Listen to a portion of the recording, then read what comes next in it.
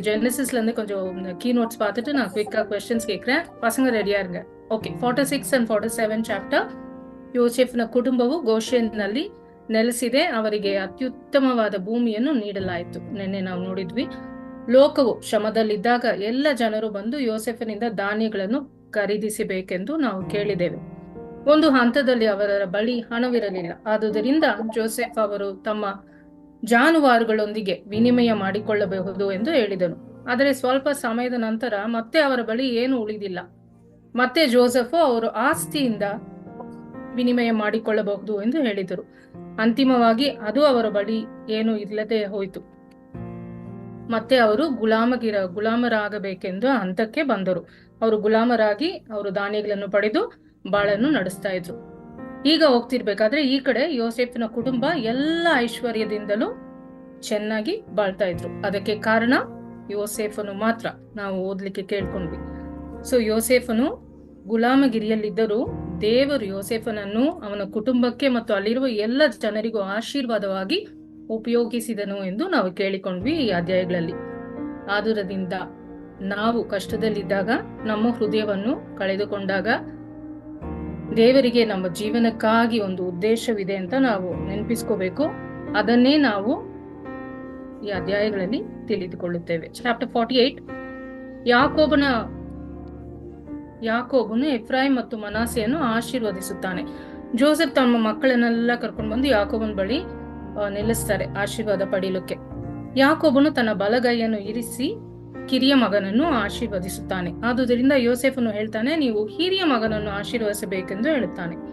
ಆದರೆ ಕಿರಿಯವನು ಹಿರಿಯವನನ್ನು ಆಳುವನೆಂದು ದೇವರು ತಿಳಿಸಿದ್ದಾನೆ ಎಂದು ಇಸ್ರೇಲ್ ಹೇಳುತ್ತಾನೆ. ಆದುದರಿಂದ ಅವನು ಮನಾಸೆಯನ್ನು ವಿಶೇಷವಾಗಿ ಆಶೀರ್ವದಿಸುತ್ತಾನೆ ಮತ್ತು ಅವನ ಮೂಲಕ ಒಂದು ದೊಡ್ಡ ಜನಾಂಗವು ಇರುತ್ತದೆ ಎಂದು ಅವನು ಹೇಳುತ್ತಾನೆ. ಅಫ್ಕೋರ್ಸ್ ಇಫ್ರಾಹಿಂ ಕೂಡ ಆಶೀರ್ವಾದ ಪಡ್ಕೋತಾನೆ. ನಾವು ಬೈಬಲ್ನಲ್ಲಿ ಅನೇಕ ಜೀವ ಕಥೆಗಳನ್ನು ಓದಿದ್ದೇವೆ. ದೇವರು ದುರ್ಬಲ ಜನರನ್ನು ಆಶೀರ್ವದಿಸುತ್ತಾರೆ ಮತ್ತು ಅವರನ್ನು ತನ್ನ ಶಕ್ತಿಯುತ ಕೆಲಸಕ್ಕಾಗಿ ಬಳಸುತ್ತಾರೆ. ಆದುದರಿಂದ ನಾವು ನಮ್ಮ ಬಗ್ಗೆಯೂ ಚಿಂತಿಸಬೇಕಾಗಿಲ್ಲ. ದೇವರು ನಿಮ್ಮನ್ನು ಅಥವಾ ನನ್ನನ್ನು ಬಯಸಿದರೆ ಖಂಡಿತವಾಗಿ ಅವರು ತನ್ನ ಉದ್ದೇಶಕ್ಕಾಗಿ ಅನುಗುಣವಾಗಿ ನಮ್ಮನ್ನು ಬಲಿಸುತ್ತಾರೆ. ಚಾಪ್ಟರ್ 49. ಯಾಕೋಬನು ತನ್ನ ಎಲ್ಲ ಪುತ್ರರನ್ನು ಕರೆದು ಅವರ ಕಾರ್ಯಗಳಿಗೆ ಅನುಗುಣವಾಗಿ ಒಬ್ಬೊಬ್ಬರಾಗಿ ಅವರನ್ನು ಆಶೀರ್ವದಿಸುತ್ತಾರೆ. ಈ ಅಧ್ಯಾಯವು ನೀವು ಈಗ ಓದಿದ್ರಿ, ಕೇಳಿಸ್ಕೊಂಡೆ, ಇಂಗ್ಲಿಷ್ ಮತ್ತೆ ಕನ್ನಡ. ಏನನ್ನು ನಮ್ಗೇನ್ ಮಾರಲ್ ಹೇಳುತ್ತೆ ಅಂದ್ರೆ, ನೀವು ಏನನ್ನು ಬಿತ್ತುತ್ತೀರೋ ಅದನ್ನೇ ನೀವು ಕೊಯ್ಲು ಮಾಡುತ್ತೀರಿ ಎಂದು ನಮಗೆ ಕಲಿಸುತ್ತದೆ. What you sow you reap. ನೀವು ಒಳ್ಳೆತನವನ್ನು ಬಿತ್ತಿತೀರಿ, ನೀವು ಸಮೃದ್ಧಿಯಾಗಿ ಒಳ್ಳೆತನವನ್ನೇ ಪಡೆಯುತ್ತೀರಿ. ದೇವರು ಸ್ವತಃ ನ್ಯಾಯಾಧೀಶನಾಗಿದ್ದಾನೆ. ಯಾರು ನಮ್ಮನ್ನು ನಿರ್ಣಯಿಸಲು ಸಾಧ್ಯವಿಲ್ಲ ಅಥವಾ ನಾವು ಯಾರನ್ನು ನಿರ್ಣಯಿಸಲು ಸಾಧ್ಯವಿಲ್ಲ ಅಂತ ಈ ಅಧ್ಯಾಯ ನಮ್ಗೆ ಹೇಳುತ್ತದೆ. ಅಧ್ಯಾಯ 50. ಇಸ್ರೇಲಿನ ಸಾವು. ಅವನು ತನ್ನ ತಂದೆ ಮತ್ತು ತನ್ನ ಅಜ್ಜನ ಸಮಾಧಿ ಮಾಡಿದ ಸ್ಥಳದಲ್ಲಿ ಅವನನ್ನು ಸಮಾಧಿ ಮಾಡಬೇಕೆಂದು ಭರವಸೆ ತೆಗೆದುಕೊಳ್ಳುತ್ತಾನೆ. ಸಹಜವಾಗಿ ಯೋಸೇಫನು ತನ್ನ ತಂದೆಯ ಇಚ್ಛೆಯಂತೆ ನೋಡಿಕೊಳ್ಳುತ್ತಾನೆ. ಇನ್ನೊಂದು ಬದಿಯಲ್ಲಿ ಯೋಸೇಫನ ಸಹೋದರರು ಚಿಂತಿತರಾಗುತ್ತಾರೆ. ತಮ್ಮ ತಂದೆ ಮರಣದ ನಂತರ ಯೋಸೇಫ ಅವರಿಗೆ ತೊಂದರೆ ಕೊಡಬಹುದು ಅಂತ. ಆದರೆ ಯೋಸೇಫನು ತುಂಬಾ ಕರುಣಾಮಯಿಯಾಗಿದ್ದಾನೆ. ಚಿಂತಿಸಬೇಡಿ ಎಂದು ಅವನು ಅವರಿಗೆ ವಿವರಿಸುತ್ತಾನೆ ಮತ್ತು ದೇವರು ಅವನನ್ನು ಕ್ಷಮಿಸಿದ ರೀತಿಯನ್ನು ಹೇಳಿ ಅವನು ಖಂಡಿತವಾಗಿಯೂ ಅವರನ್ನು ಕ್ಷಮಿಸುತ್ತಾರೆ ಅಂತ ಹೇಳಿ ನಾವು ಶಾಂತಿಯಿಂದ ಇರೋಣ ಅಂತ ಹೇಳಿ ಇಡೀ ಕುಟುಂಬವನ್ನು ತುಂಬಾ ಚೆನ್ನಾಗಿ ನೋಡ್ಕೋತಾನೆ. ಯೋಸೇಫನು ಎಲ್ಲರಿಗೂ ಆಶೀರ್ವಾದವಾಗಿ ಉಳಿದಿದ್ದಾನೆ. We complete the book of Genesis. So ಹಾಗಾಗಿ ಪ್ರತಿದಿನ ನಾವು ಕೆಲವು ಪ್ರಮುಖ ಟಿಪ್ಪಣಿಗಳನ್ನು ಹೇಳ್ತಾ ಇದ್ವಿ. ನಾನು ಸಾರುತ್ತಿರಲಿಲ್ಲ ಅಥವಾ ಬೋಧಿಸುತ್ತಿರಲಿಲ್ಲ, ನಾವು ಸಾರಾಂಶಗಳನ್ನು ಕೇಳ್ತಾ ಇದ್ವಿ. ಸೊ ಬೈಬಲ್ ನಮ್ಗೆಲ್ಲ ಗೊತ್ತಿರಂಗೆ ದೊಡ್ಡ ಸಾಗರ. ನನ್ಗೆ ಎಲ್ಲವೂ ತಿಳಿದಿದೆ ಅಂತ ಯಾರು ಹೇಳೋಕ್ಕಾಗಲ್ಲ. ಪ್ರತಿ ಬಾರಿ ನಾವು ಓದುವಾಗ ನಮ್ಗೊಂದು ಹೊಸ ಮೆಸೇಜ್ ಸಿಗುತ್ತೆ. ದೇವರು ಮಾತಾಡ್ತಾರೆ, ಹೊಸ ವಿಷಯಗಳನ್ನ ನಾವು ಕಲ್ತ್ಕೋತೀವಿ. ಸೊ ಇದು ನಿಮ್ಮೆಲ್ಲರಿಗೂ ಸಹಾಯ ಮಾಡಿದೆ ಅಂತ ನಾವು ನಂಬ್ತೀವಿ. ನಿಮ್ಮ ಕಮೆಂಟ್ಗಳನ್ನು ಯಾವಾಗಲೂ ಹಂಚಿಕೊಳ್ಳಲು ನಿಮ್ಮೆಲ್ಲರಿಗೂ ಸ್ವಾಗತವಿದೆ. Saying that will move on to the questions. Children, are you all ready? First question. ದೇವರು ಇಸ್ರಾಯೇಲರನ್ನು ಬೆರ್ಷಿಬಾಕ್ಕೆ ಬಂದಾಗ ಯಾವ ರೂಪದಲ್ಲಿ ಮಾತಾಡಿದರು? In which form did God speak to Israel as he arrived in Beersheba? Chapter 46 starts with this.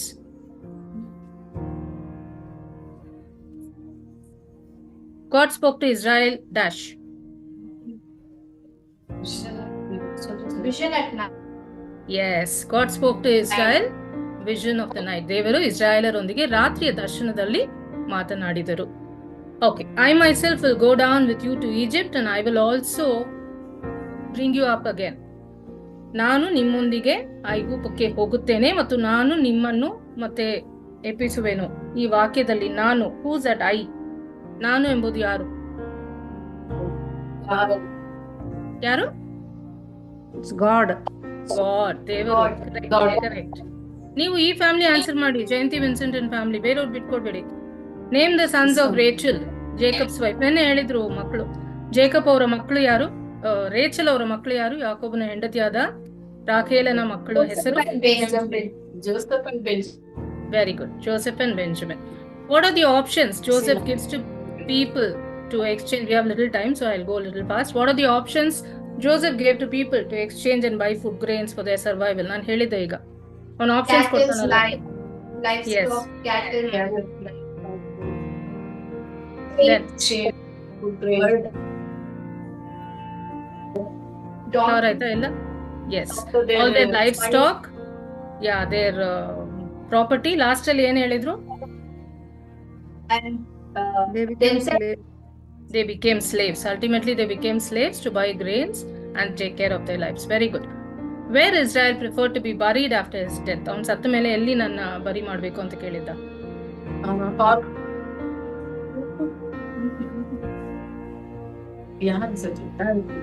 ಈಗ ಓದಿದ್ರಲ್ಲ ಅಮ್ಮ, 50th chapter I think.